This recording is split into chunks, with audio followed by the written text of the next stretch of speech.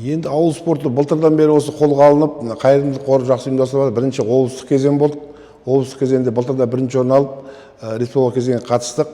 Бұның енді преимуществосы ауылдан шыққаннан бастап, осы Алматыға келгенше балдардың жолы, тамағы, жататын орны бәрі тегін. Біз енді өзім 30 жыл болды тренер болып жұмыс істегеніне.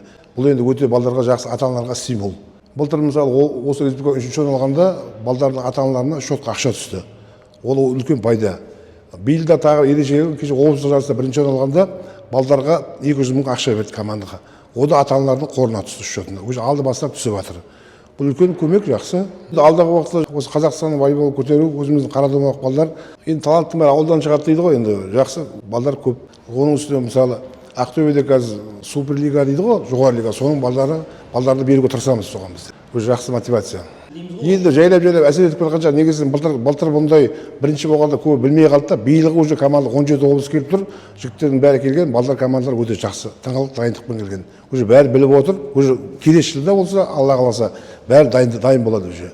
Осыдан может балдар шығып кетер. Жаңа менің бір Батыр деген оқушым сөйледі, ол да айтып жатыр мысалы. Данный келсе, енді біз қазақ балдарының бойы болмайды ғой. Мысалы қарап отырмын, жерде бойы ұзын балдар көп екен.